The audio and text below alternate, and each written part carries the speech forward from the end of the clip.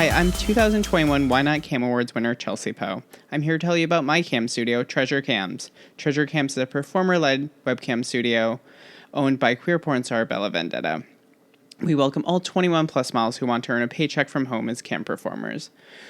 We're open to all body types, genders, persuasions, and presentations. You get access to our performer-only forums, monthly team meetings, as well as help with promotion and marketing. For customers, check out treasurecams.com to see all of our models, schedules, and photos. treasurecams.com.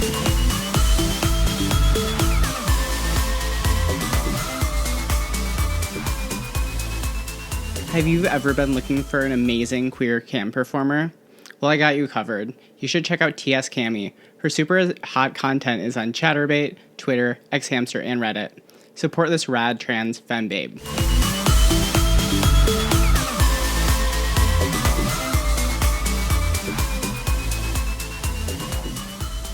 Hello, everyone. Welcome to the Performers Pod. I'm Chelsea Poe, and today I'm here with Lux Fury. I'm so Hi. excited to talk to you here. I'm so excited too. I feel like it's been a long time coming.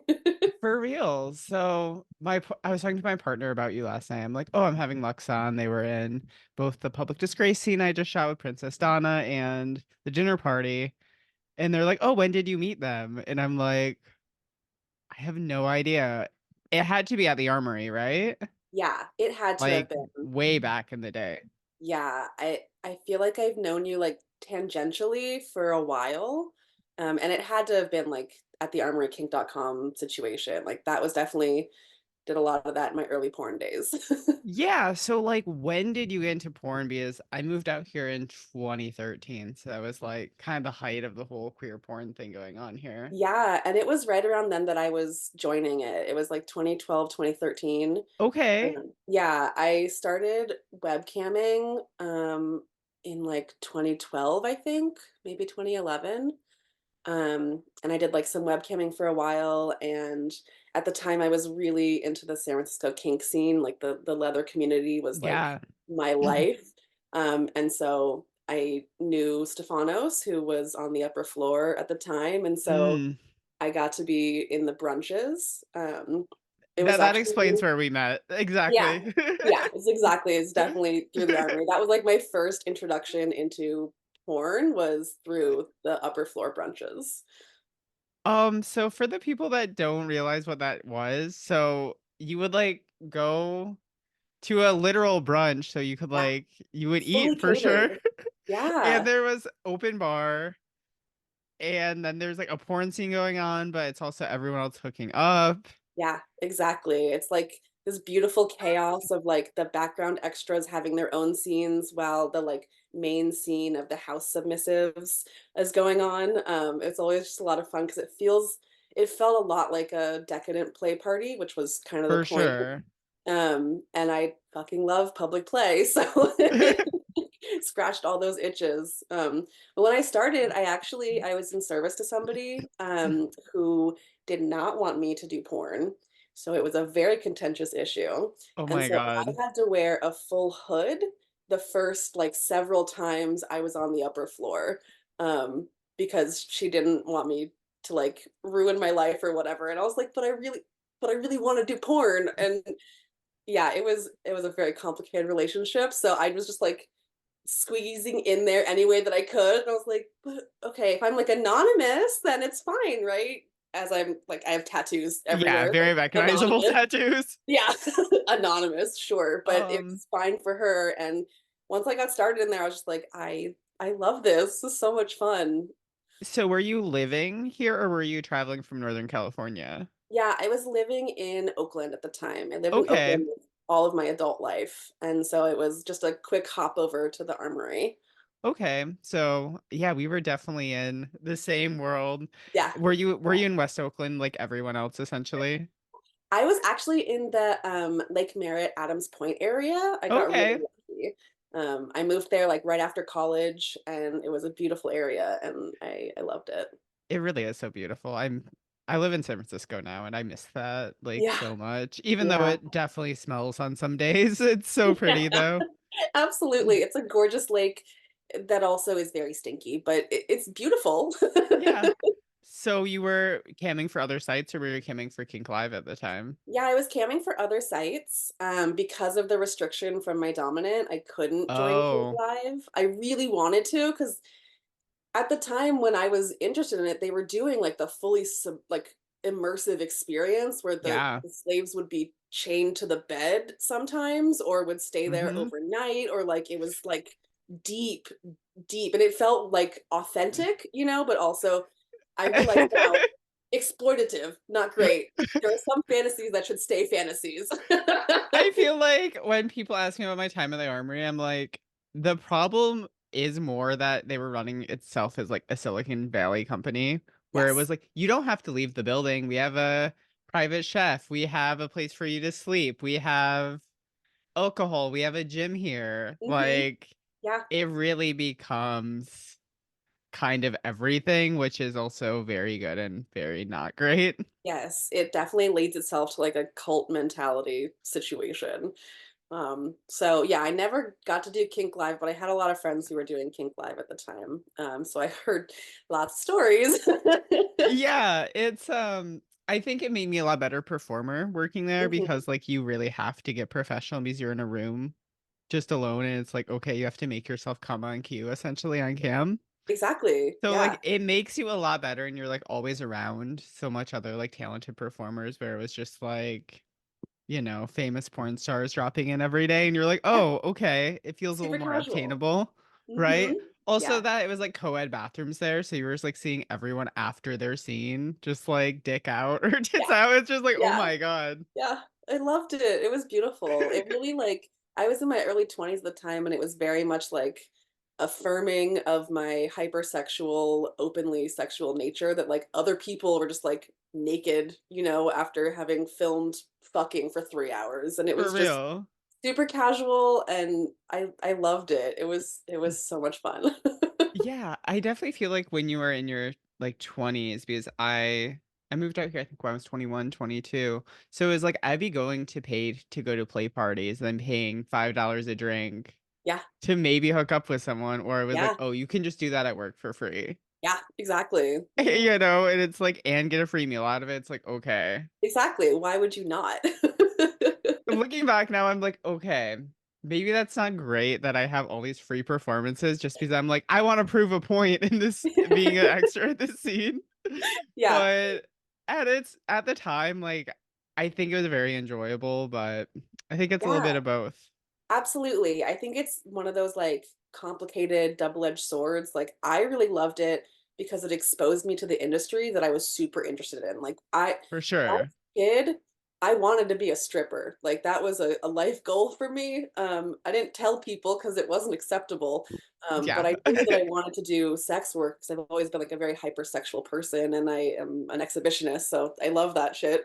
Um, but it was like a nice exposure, but I also wasn't getting paid for the content that I was producing. Yeah. So that was like the tricky part. Like I did get to enjoy the act of filming. I got to enjoy the delicious food and like I could say I've been on the upper floor, but also like I did not get paid for that. I got paid in brunch, which is more than I've gotten paid for some film shoots. So it's standard. But it was like this complicated, like I'm providing you content, but what am I getting back from it? So I stopped doing it after a while when I was like moving into my own content. Uh, Hmm. but it was a really good like genesis point, I think. And I like learned a lot about kink and porn and kink in porn specifically from my time there for sure. Yeah. I think it's really good to like almost have a complex view of them Yeah. because like it did a lot of great things for me. Also, I never had an anxiety attack until I started working there in the Yeah. building. I'm Yeah. like, oh no. So I think it's definitely a mixed thing, but I think as much as I think a lot of people want to sensationalize porn and be like, Yes. oh, if you have that much concentration on porn, it's a bad thing. It's more, I feel like they had all the bad Silicon Valley things Yes. overlap with porn. Like, I Yes. don't see working there like 4 or 5 days a week. I feel like I have a very strange view of it because I know the inner workings and like the hiring practices Deeply. Yeah. and the firing practices where at least at one point they wouldn't fire individuals, they would fire entire departments.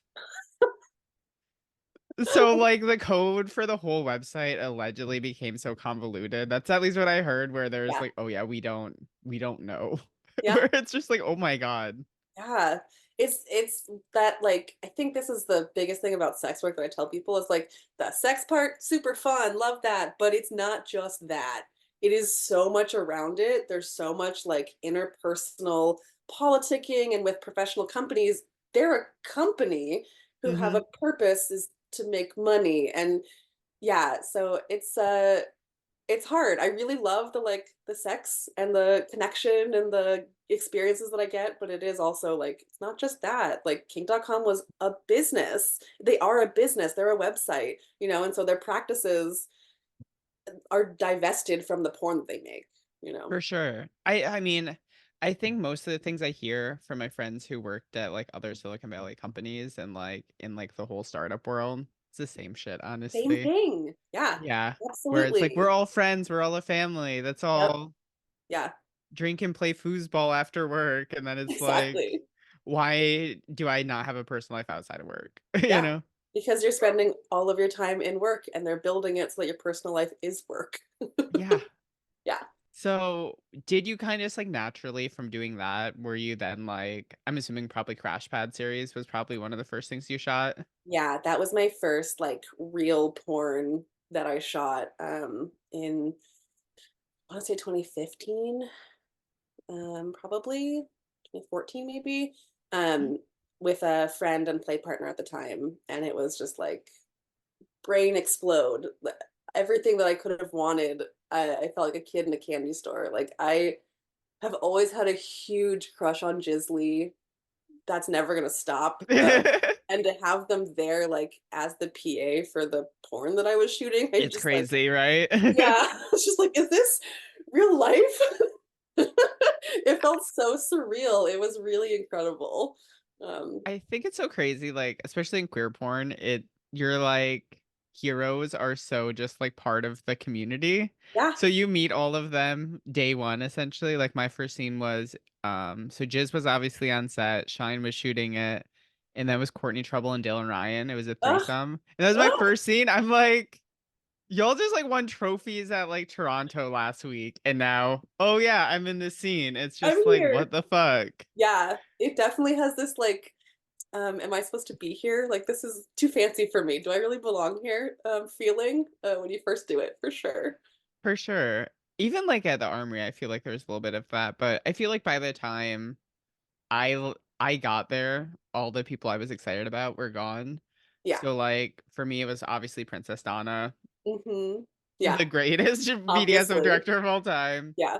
Do you remember, like, what Bobby Starr was doing there? Yes, yeah. Like, her stuff was so good. Who, like, kind of influenced you the most, when you were getting into porn?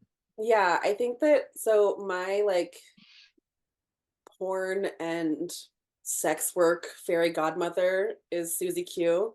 Oh, Um, yes. and she really inspired me and, like, pushed me to audition for The Lusty Lady, Oh. and I worked there for, like, a year and a half, and it was revolutionary for me, um, and she was just, like, always really authentic with what she did, and I really looked up to that, and I still can't believe that, like, we never did a scene together, like, we were, like, really close friends, and we just never shot a scene together somehow, I don't know.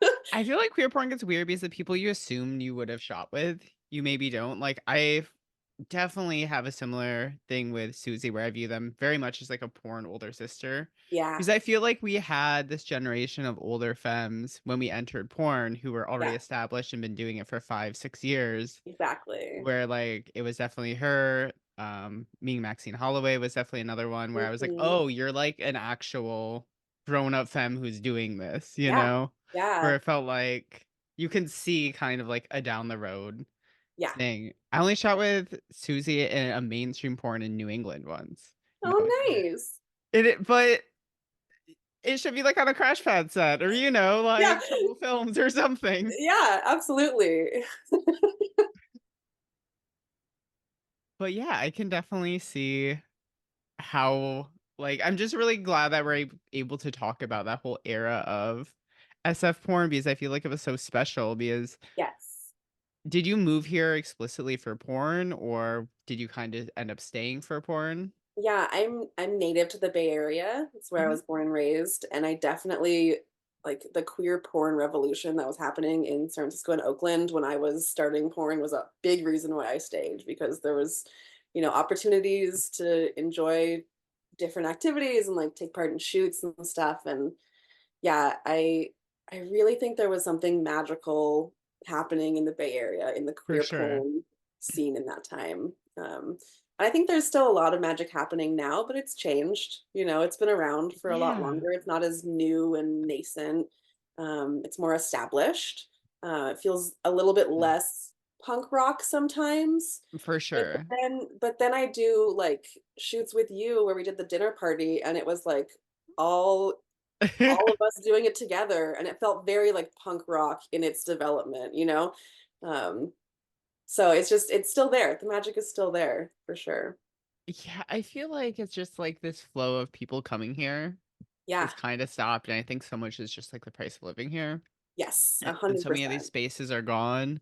Yeah. Where sometimes when I'm like going around SF, it feels like almost a ghost town of what it Yes. was, where it's like, oh, Yes. there's the center of sex and culture. Oh, I did a gangbang there once. Uh-huh. Oh, there's like the second floor of the armory. Oh, yeah, I used to go there 5 days a week. Mm-hmm. Like, there's just so many of these like spaces that were so important to our community that are just gone. Yeah, Wicked Grounds is a big one that's no St. longer there. James, yeah. St. James, the Citadel, like these big places that were really important to my kink journey Hmm. are just and porn journey are just gone. And it's so wild and sad to see like that aspect leaving San Francisco and being driven out. Really, it's not leaving by choice, it's being driven out of San Hmm. Francisco. And I found it very interesting that San Francisco, you would think they're super porn friendly, kink friendly, queer friendly, but like the the government is still the government and the people who run them still don't like us. So they try and close those Yeah. spaces. They try and like re-permit spaces so they can't have those spaces there anymore. It's a lot of like jumping through hoops to get spaces that we need. We need those inclusive, queer, kinky, porn friendly, sex work friendly spaces. And they're just being crushed. It's so sad. It really is. Do you know there used to be a plan, I think it was in the 80s or 90s, to open a full-scale red light district in San Francisco? Ugh, It's ugh. so sad it didn't happen. That they were essentially modeling it after Amsterdam, and I'm just That would have been like, so good. yeah, I'm really trying to work on a project about like the sex work history of San Francisco because I feel Yeah, like we just don't really know what it is. Because no. even like the whole queer porn scene, there were things that were obviously looked up to beforehand, like Carol Queen, Annie Sprinkle from the Yeah, 90s. yeah. But I feel like there wasn't this like long history that goes from like, do you know Behind the Green Door? Yes. You know Yeah. that was shot here, right? Yeah. Yeah. I thought that was so cool. And like nobody talks about that here. It's just like Mm-mm. that's what really disappoints me, that I feel like the history here is just kind of gone, Yeah, where there's a absolutely. million documentaries about the golden age of porn in New York, about Yeah. LA, Yeah. and then here it's just like, oh yeah, there was that, and then the 90s like feminist porn, eco porn, kind of Uh-huh. out there stuff, and then queer Yeah. porn happened and Yeah. that's it? Yeah. But it was so important and it was so revolutionary and it still is revolutionary, I think, queer porn in general. Hmm. Um, and the history of San Francisco and sex work is just like so intricately linked. And I think it is important to like document and acknowledge all of our forefathers and foremothers and everybody who came before us and shaped a lot of what we can do now today. For I sure. worked at the Lusty Lady for a year and a half, and when it closed, it felt like a big part of San Francisco was like missing after that because it was the only place, first of all, it was the only peep show really where you were Hmm. behind glass, which I loved. Nobody could touch you. It was great. It was full nude, and you could be any size. You could be hairy, you could be not hairy. You didn't have to be a skinny white girl to be able to be a stripper. Like I'm Hmm. curvy and I couldn't get hired anywhere else because I have tattoos and I had colored hair and, whatever. But the Lusty was like this home of all the weirdos and the outcasts and the queer people, and it was just really special. And when we lost that, it felt like a big part of like the queer stripper community was gone from San For Francisco. sure. I mean, I feel like the Lusty Lady is such an important part of like the queer porn scene coming to happen. Like, if Yeah. it wasn't that, Yeah. There's a lot of connections that happen at the Lusty Lady, like people who were in queer porn who met through the Lusty Lady or Mhm. knew somebody who worked with the Lusty and then met them through that. And it was really like, I think, fundamental, I think, in a lot of those relationships. Like I met a lot of people. I met Daisy Ducati, who I absolutely love and adore when I worked there. And I got to meet like just really great people. And now I've gotten to watch them like blossom and become these incredible like porn icons. Or I know someone who's a professional wrestler now who used to work there. Oh, wow. Yeah, and it's just man, that was a really also like fundamental time in my sex work life because it was very empowering. The private pleasures booth where you could do masturbation, you could do whatever you wanted to for your own rates. And that was like it felt really empowering to be able to be like, no, I'm going to charge this much for you to watch me masturbate and you're going to happily pay it and then tip me. It's such a good feeling. It was fantastic. Yeah, I think like the energy of that and just like community space. I felt like obviously there were issues with Kink and stuff, but I feel like Kink Live had a lot of those same performers because I think that's where I met Daisy. Yeah. I feel like everyone back then, it's like I met everyone in my first 2 months of living here, so everything Yes. gets blurred where I'm like, did I meet you at a party? Because everyone was still all going out then because we were all Yes. young. Mhm. So it was like everyone Yep. was seeing each other at parties, everyone was like hanging out all the time. Yeah. Like, I feel like half of the porn scene lived in West Oakland. Like, I Mhm. lived a block away from Susie. I lived across the street from Sandy Bottoms. Like, Yep. there was just so many people right there where it was like, Yeah. if I had a porn scene, I would walk to the porn scene essentially, you know? Yeah, absolutely. Which is just I love that. I think I wish that was still the case, It was such a fun time. But I think it's important that it like grew into a bigger thing where I feel like now you can see a crash pad movie going on in Paris one weekend and then you'll Yeah. have something from Trouble Films the next weekend in like Yeah. Austria. And there's just Mhm. like so much going on now globally. I feel like queer porn really became this like global thing where you Yes. can talk about it and people know what it is. Yes, it's not that, like, niche, like, when they used to call it just feminist porn, remember Oh that? my Like god. Yeah. like, it's not I just hate that shit. it's not what it was, but I guess of the time it was important or whatever, but it was queer porn, just it's fine. Call it queer porn. Yeah, see, I was just so upset during that era because there were all these feminist companies, but they wouldn't work with trans women, and they're like, "Chelsea, Exactly. how can you be mad at me? I'm feminist." I'm like, "Ugh." But a TERF is not a feminist, my friend, it doesn't count, like, you have to include everybody to be a feminist, that's how it Yeah. works, it's intersectional. But, yeah, so I, like, remember that as I, like, transitioned into, like, the queer porn punk revolution with, like, Crash Pad and Trouble Films and Yeah, all of those, like, iconic labels, like, it grew legs, and it really has become much more widespread. I think there's also being queer is more it's still not acceptable in a lot of places, but it is more mainstream than it for used to be, sure. you know?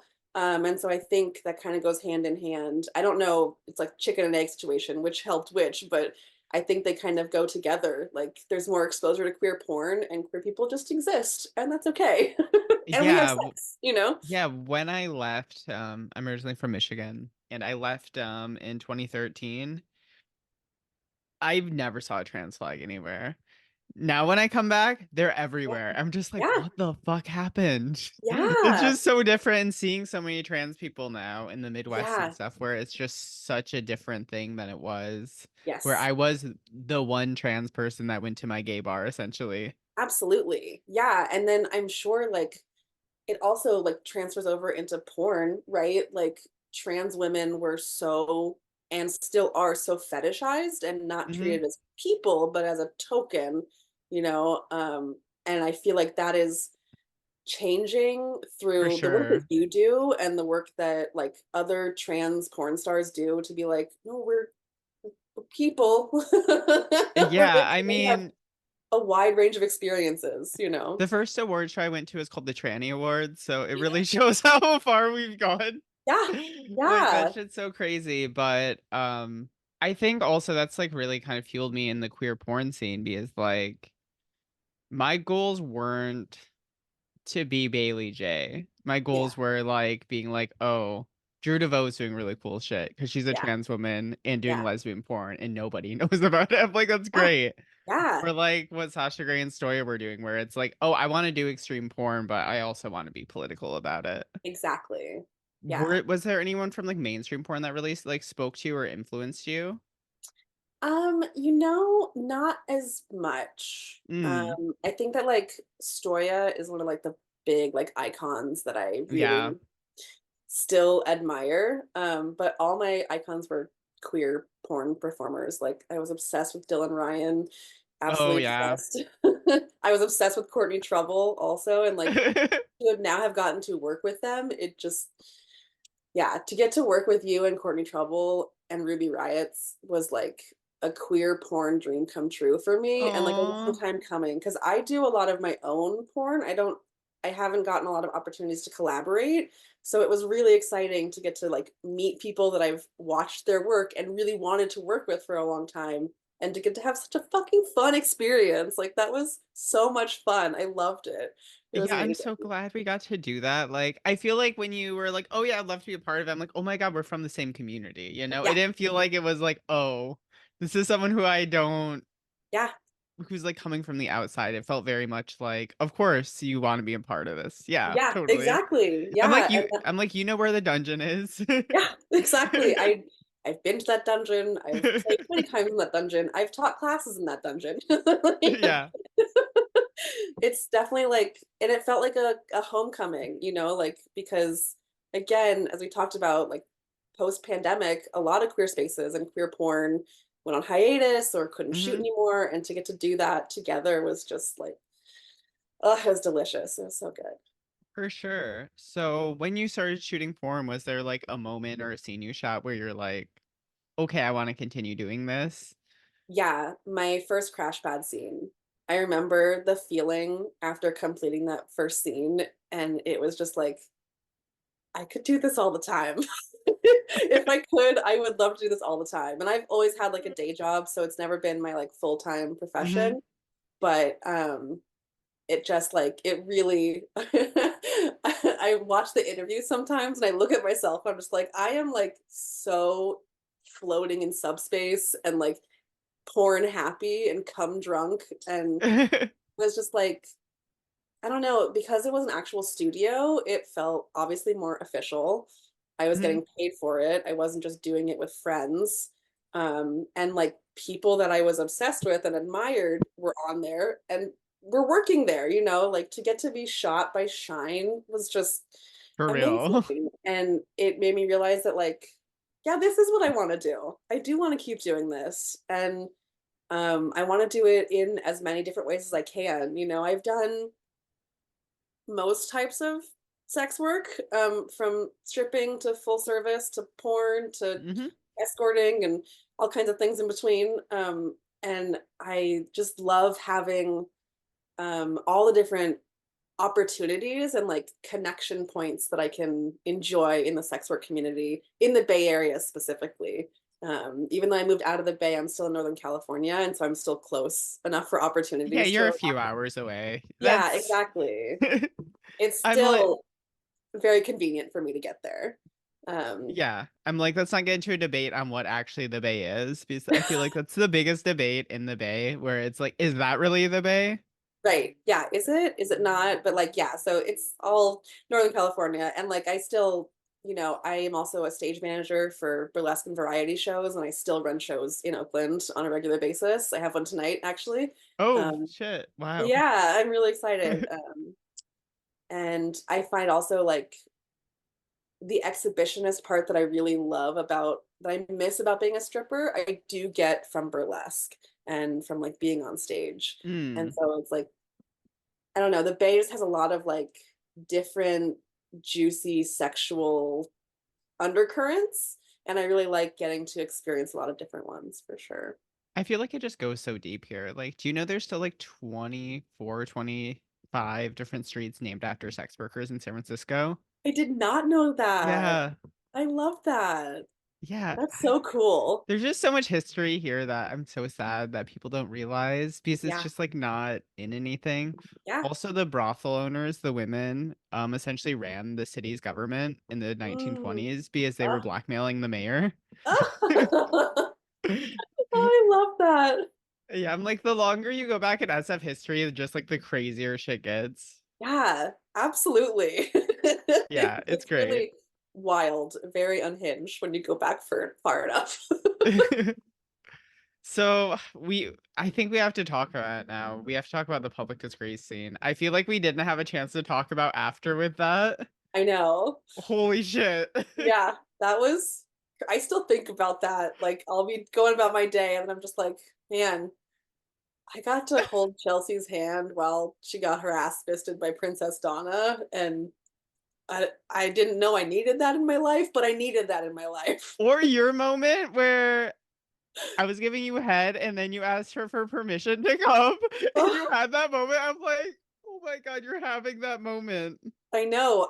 That is also like a queer porn dream come true because I have been obsessed with Princess Donna since I was like first going to the upper floor. I went to public disgrace shoots when she was working on them, like way back when, and I was just like, I don't know who this person is, but I'm obsessed with her. She's incredible. She has this like incredible presence, and it's still there. She's just this like powerhouse, and to get to ask her for permission to come while you were giving me head was just like, I can die happy now. I mean, like, so we were on set for a while, like waiting to get ready. Like we turned like a strip warehouse into a set. Yeah, I don't know if you were there. Yeah, you were there pretty early when we started yeah, shooting. But even when they like, were doing the prep for the scene, talking to everyone, wasn't that like, holy shit, this is Princess Donna. We're in a public disgrace set. Like, yes, what the fuck? absolutely. Yeah, when we were like all in this circle with her, like giving the instructions and like limits and things, it was just like, I got chills. I have chills still thinking Me about it. too. It was incredible and also had that punk rock vibe that like early queer porn had. Like we turned a blank space into a party set and shot a public disgrace scene in this like nothing warehouse. And it was beautiful and incredible and so And queer.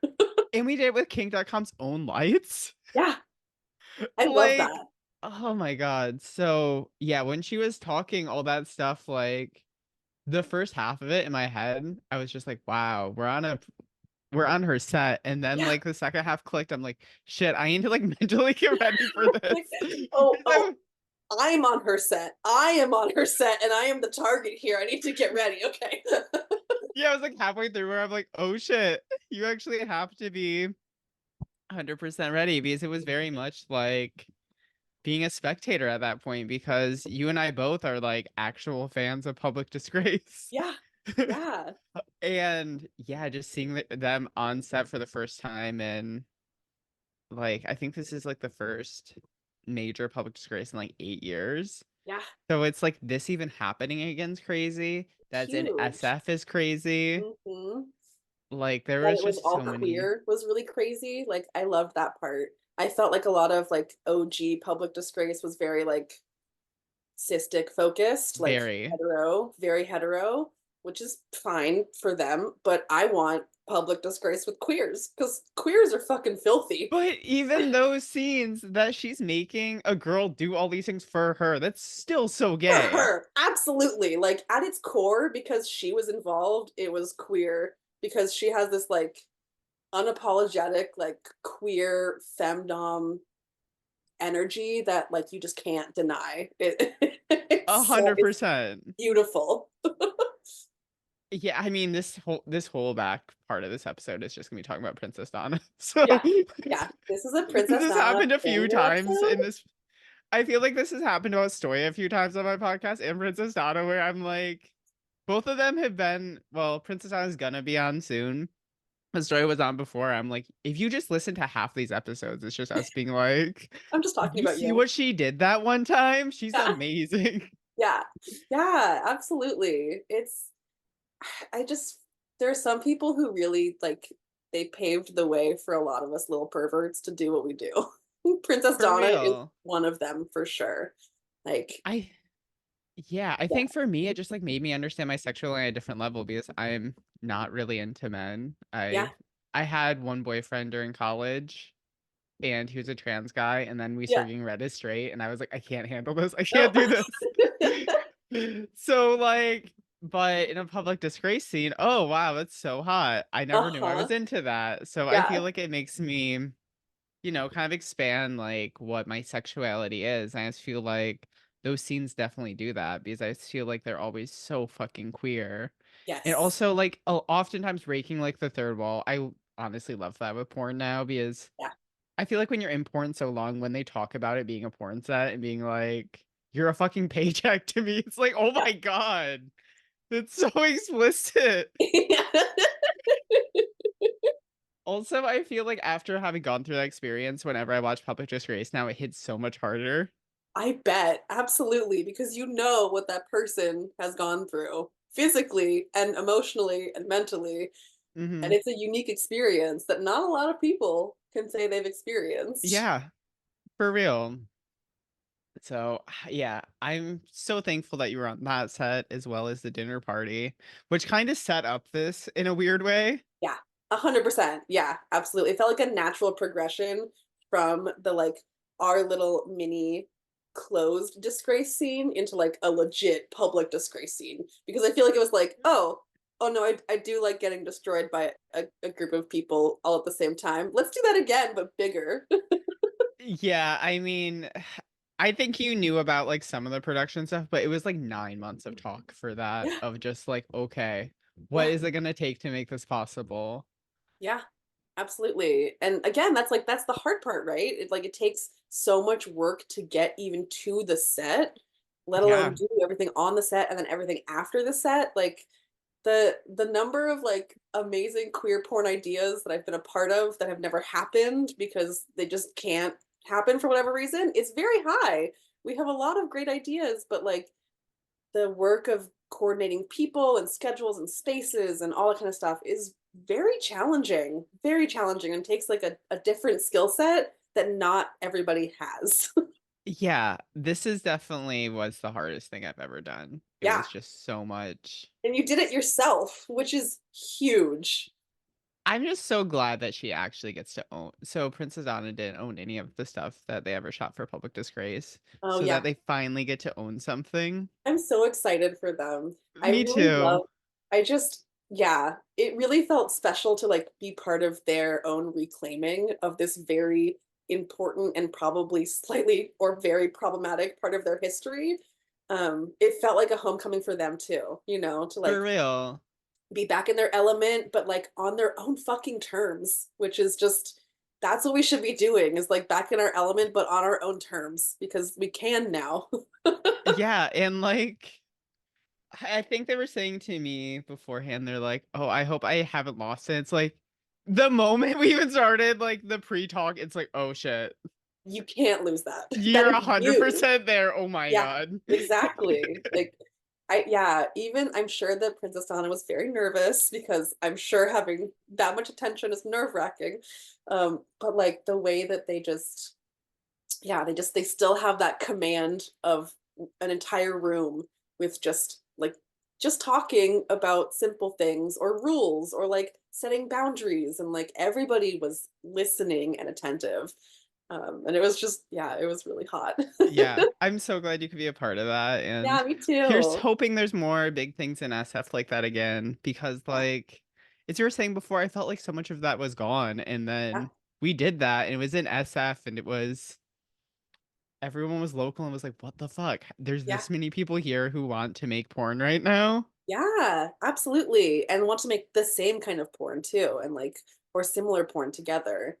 I feel like we have the Bay lost a lot of people, right? I mean, I don't live in the Bay anymore. Susie used to live in the Bay. She's in LA Yep. now, and a whole host of other people. Hmm. Kink.com isn't even in the Bay, like Nope. it's wild to see how it's changed, and also exciting to know that like I feel like the seeds are there. I feel like the seeds for it to start up again are like there, and it's people like you and I who have been around, and like our cohort of people who have been around who are still active. Like it's really exciting to see like the new iteration of what's coming. For sure. I just hope rent goes down. I feel like that's like the biggest It has to, part. right? Like, I'm hoping so.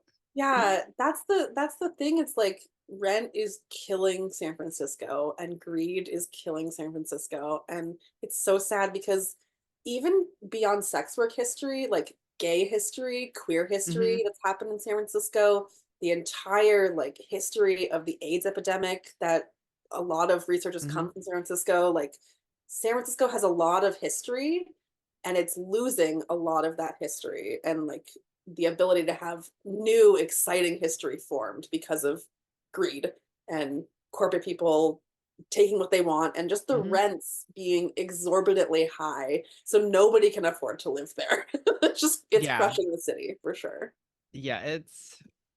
I think often I'm like, what would my relationship be with the city if the money thing wasn't such a everyday pressing big deal? Yeah, And it would if be very money wasn't an different. issue I would still be in the Bay Area too, like that's where my heart is.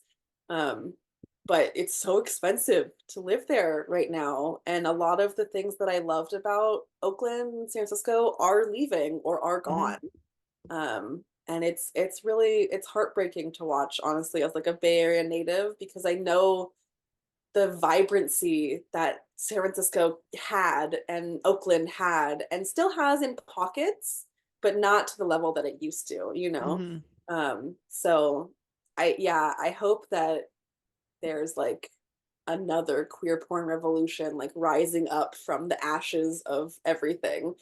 As these spaces empty out, we can rent them for porn. you Yeah, know? that would be great.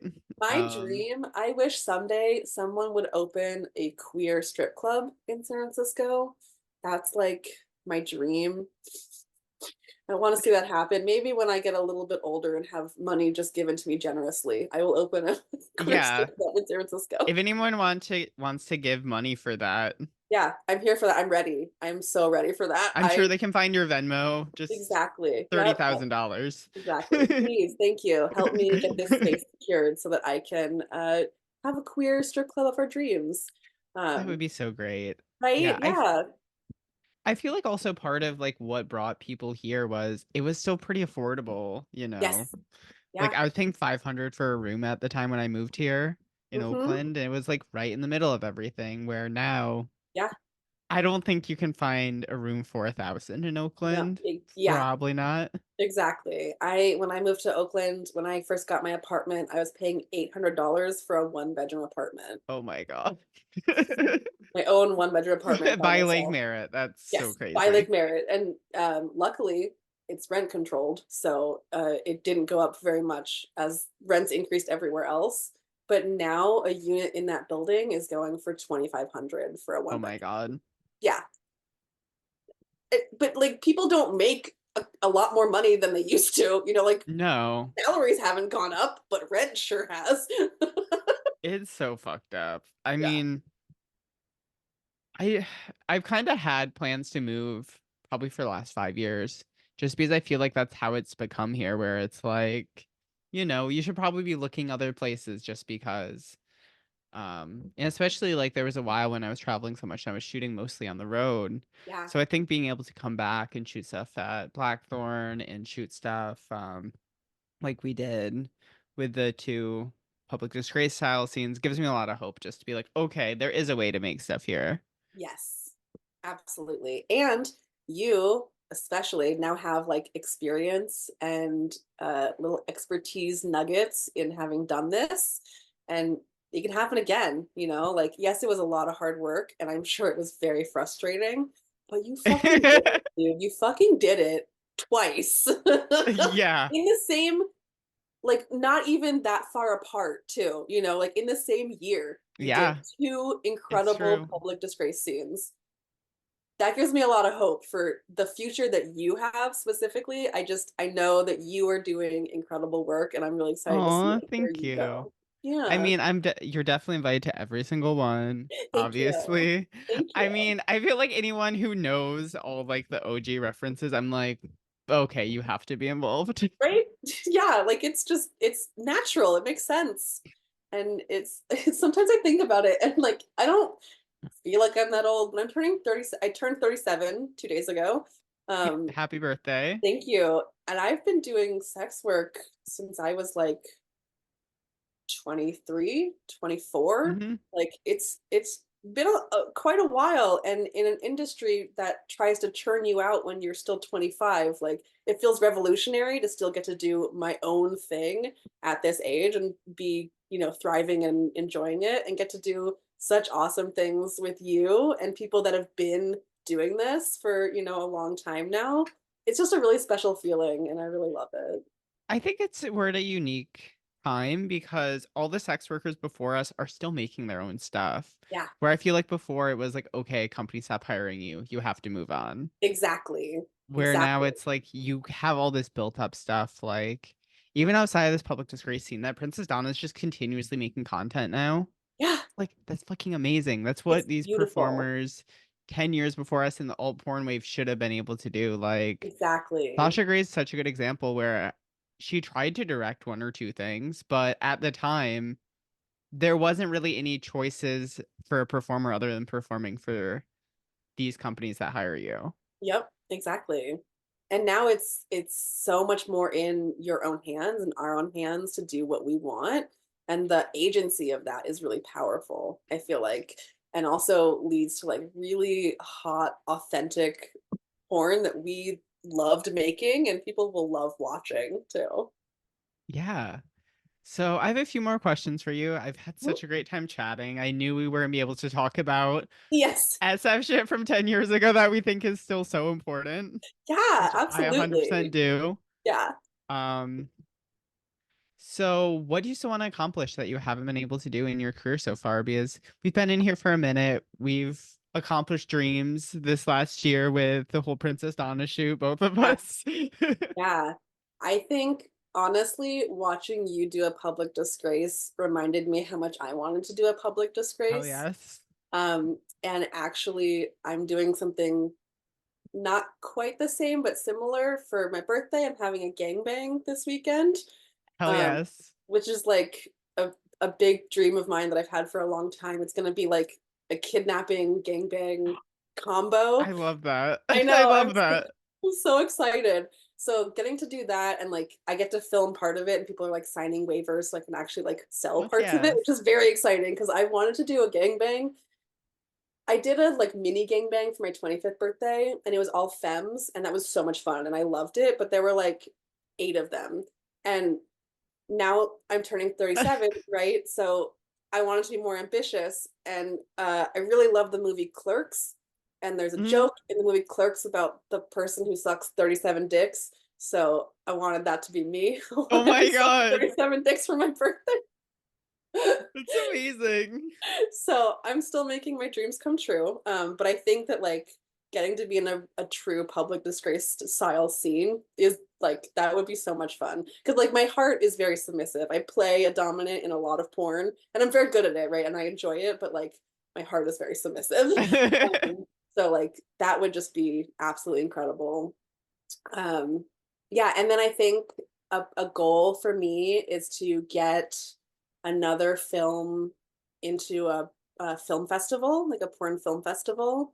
I've gotten to be in one in Oakland at the Grand Lake Theater, and so I got to Mhm. see my porn on the big screen, and that was just so fucking cool. That's So so I would rad. love to have a film that I'm in a festival elsewhere. That's just, yeah, that's a goal for sure. I mean, I think that 37 Dicks could definitely be one of those films. Right? Yeah. You know, I wish they would bring back. There should be some version of the upper floor that still exists. I It's really sad. agree. I agree. I think that the upper floor was like a beautiful thing both for porn and community because it was like normal ish people who had connections, right? But like normal people having brunch while there's like hot porn going on in the middle. Yeah, so for people that didn't know, like you could to go, you had to be invited by someone. Yes. So it had to be someone who's gone before and they could bring you Hmm. as a guest. So Yes. like there were like porn stars on there, but then there's just like random people who are like, Yeah, just people "Oh, from the dungeon, just local people who have never been involved in any kind of sex work, but they yeah." were just there because they wanted to play. They wanted to go cane their submissive on the upper Or floor. just So, watch. Like yeah, I yeah, felt like there were some very vanilla people there. absolutely. Yes, there were definitely people who were just there to be like, oh, this is amazing. And like I felt that way too, so I definitely don't blame them. But it was really interesting to get like that connect like collection of people of like porn stars doing their thing and then normal people. I feel like I don't know if that's like a kink that I have or something, but I love the mixing of like porn and normal people. I felt a little bit of that at the Public Disgrace scene where Yeah, I'm like, there's a yeah, lot of people who this is their first time on a porn set. exactly. And that's what's going to be happening for me this weekend too. It's a lot of these dudes' first time being around a camera of any kind when the dick's out. So to do it when there's a lot of dicks out, Oh my it's God, I'm really so happy exciting. that you get to do that. But yeah, maybe that's a thing for the future. Maybe we can talk Stefanos into being like, hey, do one Right? more, but have it be Yeah, inclusive. yeah. Do a Because really fun queer upper floor vibe shoot. because that's the thing that always made me sad. It was always like so straight and like was not like trans inclusionary at all. But on the Yeah, other side of it, I'm like, let's say I got those gigs and I did it once or twice, and I was like, whatever. yeah. Then I wouldn't be doing it now. So I'm Right? like, get into this thing where I'm like, well, maybe it's good that I didn't do that. Yeah. You have a new goal to work for because you were excluded from it. It's like a Exactly. new benchmark to hit. Yeah, I probably would not have been searching Princess Donna down like 11 years later and be like, hey, Yeah, exactly. If you had gotten to do like a regular OG public disgrace, you would have been like, okay, check, done. exactly. But now, 11 years later, you sought her out and manifested your own public disgrace with them, and it was just perfect. Yeah, it's even like I remember the first time I met them. I met them at Pride one year. It was only like 4 years ago or something. It was right before the pandemic. Yeah. And I was just like, you don't know me, but you changed my sexuality. And then I Yeah. like walked away. That was like it. They probably don't even remember that, but like I'm Yeah. like, Oh you man, but how changed many people is everything. that true for? Like that they really changed and awakened their sexuality through what they did. I think there's so many people in porn who don't know their impact. Yes, So there's a lot of times I just absolutely. sit down people on the podcast to be like, you need to know this after this. I had Yeah. this director where I'm like, everyone's just ripping you off like 10 years later. Like you were the one who made all of this shit. Yeah. Or with Yeah. story, I'm like, I just want to let you know that every other porn girl is like models their career off of you, where it's like, After oh, you. Yeah, absolutely. But like those people oftentimes don't realize it because they're in it, right? And so they don't yeah. realize the impact around them. And especially with porn, like you release it into the wild and then you usually have no idea who's watching it, who's seen it, who's enjoyed it, and the impact that it's had unless they like reach back out to you, right? But a lot of Hmm. people don't do that with porn. And especially other performers don't usually do that because they're Exactly, like, because we don't don't want to want to be come off like, weird. yeah, we don't want to be creepy, but like I'm a fanboy for a lot of porn performers, and that's okay. I think that's good. They're doing great work, and they should have fans. This is like what the whole point of this podcast is because I feel like we don't get narratives around us Yeah, where, like, absolutely. if there's an athlete who is one of the best of the time and inspires all these people to play, you're going to Yeah, hear about Kobe forever or, all the time. Yeah, whoever. But I'm yeah, like, porn performers don't ever hear this shit. So exactly. that's probably my pod with Princess Donna coming up where I'm just gonna be like, do you know? Do you know what you've done? Do you know how amazing you are? Let me just compliment you for an hour. Thank you. Yeah, when we were first talking about it, they were like, "Oh yeah, so I like walked this girl like a dog in this public space here." I'm like, "Yeah, I know. I know you did." I watched. Thank you. I'm like, any scene you name, I'm like, I know. Yeah, I am very aware of the gorgeous things that you've done. Okay, so I have one final question for you. This is the Yeah. only kind of BuzzFeedy, kind of out there question. Let's say you wake up tomorrow and one thing could magically change about porn. What would you have it be? That is such a good question. If I could change one thing about porn, I would make it uh, so that people are doing what they genuinely enjoy, uh, and get to do whatever they want in Mm. porn. Because I feel like there's a lot of people who feel like they have to fit into a certain look or a certain set of activities or whatever and don't get to really do what they want to do. I think if everybody was doing the authentic porn that they wanted to Yeah. do, like, ugh, everybody would be happier. And this also ties to my like, if I could change one thing, I would change, I would gift the world whatever kind of sex they want on a regular basis. Because I feel like if you're getting that indulgence in like sex and sexuality that really feeds your soul, for me, I'm a better person. And I think that if porn was allowed to be more authentic, like queer porn is, I think we would all be better for it for sure. Yeah, I feel like if everyone was shooting what they actually get off on, I Yeah, think porn would be a lot more interesting it'd in be so general. much hotter. Yeah, absolutely. I agree. Yeah, for sure. I feel like that's the biggest thing I learned in porn is you can really tell when people are actually into something. Yes. Yeah, absolutely. Your face is totally different. Your body language is super different. And like, yes, people are great actors, and I'm not gonna like, say they're not, but also like someone's really enjoying it. I really enjoy watching that. Like that's what I love about Crash Pad is because it's a lot of times they already have this connection, or it's Hmm. people who have connections formed on set, but like get to really negotiate ahead of time with what they enjoy and what they want to do. The freedom to do literally whatever you want with just a camera rolling for 45 minutes, like it's that authenticity and like what I want to do, that agency is so hot to me.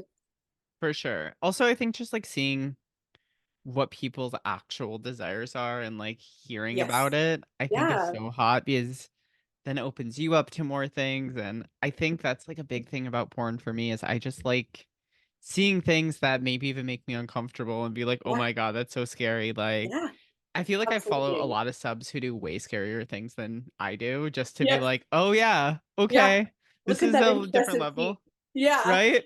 Absolutely. Yeah. I think that I also like, yeah, I have a lot of admiration for people who are just really doing their authentic, fully embraced sexuality in porn and sex work of all kinds. And I think that also, like, if more people were doing the weird shit, people would be happier. Like, we're all into weird shit and we don't have to hide that. If we're already making porn, why not make it weird? For real. Well, I think we're doing a good job on that in the last two projects we worked on together. Yes. They're Yes. And we're pretty going to keep weird. going. I really can't wait to see like just the reception to it. Like it was really all the dreams come true to be Yeah. able to do that and have it be an Yeah. all queer set. I'm so happy we're able to be in both of them. Me Because too. It was, like as like every time we weren't shooting, like you and I were just like, oh my God, this is happening right yeah. now. Yeah. You We are know? both like, oh, this is real life right now. This is real life. Oh my gosh. I needed you to be there with me just so we could experience that together and just be like, oh my God. Yeah, I feel like when you're doing something like that, you just need somebody to witness you sometimes and just be like, "Oh, no, I just did that. That was crazy. Did you see that shit?" And I loved being that for you. That was really special. Yeah, for real. It was such a special thing. And I can probably only shoot one or two of those a year. That was Yeah, the most physically demanding scene. I felt like I got like out of like a 5 round MMA fight or something yeah, afterwards where I'm just like absolutely. covered in bruises. Yes, But also it makes you be like, oh my God, I can survive that. I can survive anything kind of, you exactly. know?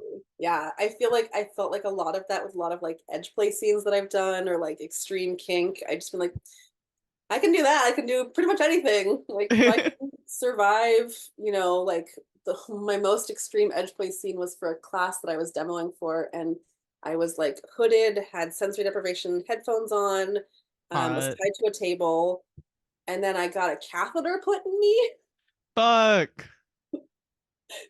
by a nurse. Luckily, my top was a nurse.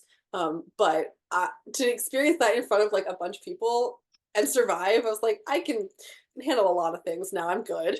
So when are we gonna see porn like that? Like, I'm not into like catheter play at all, but also I'm like, that's so scary. I Right? kind of And want to see that. yeah, I love the like scary edge playiness to it. That's what was like the enjoyable part because like that is definitely edge play, and I would never let anybody who's not a nurse do it.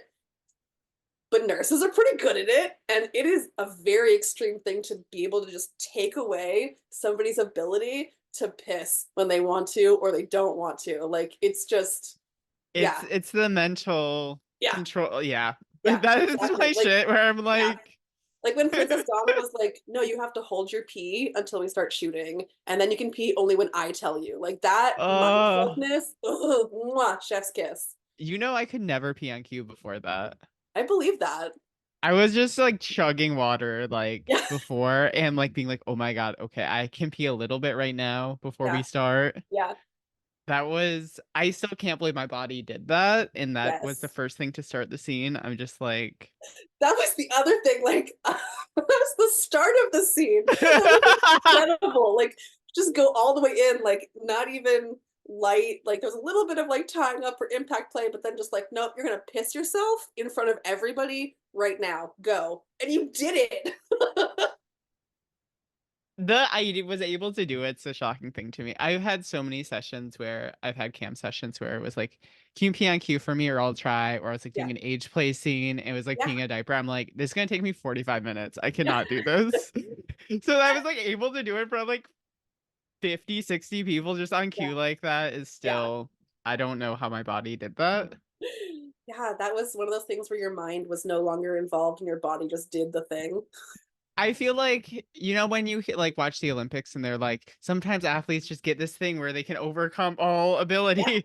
Yeah. And that's how I felt in that scene where I'm just like, I shouldn't be able to do that. I've never been fisted before. Yeah. Never. And you took it like a champ. Yeah, I didn't realize what was. So looking back at it, I sent you the scene just today so you can take a look at it. It's in I'm this so like excited. second to last edit. So you can watch it all the way through, but it still has some edits to be Yeah. done. But it's just there's like so many parts of that scene that are just like so crazy that I Yes. forget that you just like have no memory of, and then you rewatch and you're like, oh, Oh, that happened? yeah. Because there was a lot of things, and like it was a lengthy period of time with like, those like natural porn breaks. But there was a lot that happened. Like Yeah, a lot happened to it was you. 2 hours of actual footage. Yeah. Yeah, I believe that, which is a shit ton. Like that's hours and hours of your torture that you survived because you're a champion. Like it's incredible. Yeah, that's basically how I feel right now. Well, I'm so excited you get to live out a gangbang fantasy. Is this your first gangbang ever? This is my second gangbang, but my first gangbang that involves cis dicks. Okay. So that's exciting. Well, they are softer, so Yeah.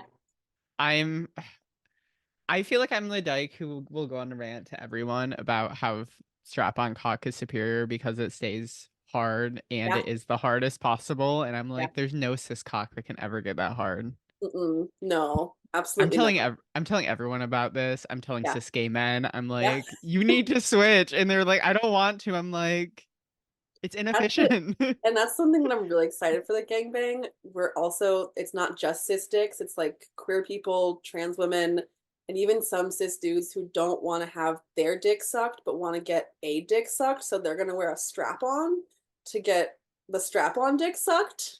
So it's still going to be very queer and very gay. Lots of straps I everywhere. I can't wait to see it. It's gonna be so good. I wish I could make it. I I sadly know. have camping plans, but I'll be I'm thinking I'm about you. I'm there in spirit. I can't Yeah. wait to see what you make, and yeah, maybe we can do a upper floor thing someday. Get Yeah. Stefanos out of retirement. But Yeah. before we leave, where can everyone find you? Yes. So I have a couple different places that you can find me. Twitter is kind of my main place. My handle is Lux_Fury. I'm also on Blue Sky with the same handle. And then I have a Fansly and I have a membership site. They're all linked on my Twitter. I do my Fansly and my membership site with my spouse, so it's like a fun duo combination. Um, and I'm also the best way to like one-on-one contact me is on Sex Panther. I'm on there all the time and I love chatting with people on there. Awesome. Well, thank you so much. I had such a great time chatting, Yeah, me and too. yeah, I can't wait to see what you keep making, and hopefully we'll have more for all these people in the future of fucked up porn for them to watch with us together. Yeah, absolutely. Here's to a future with lots of fucked up queer porn together. All right, bye everyone. Bye.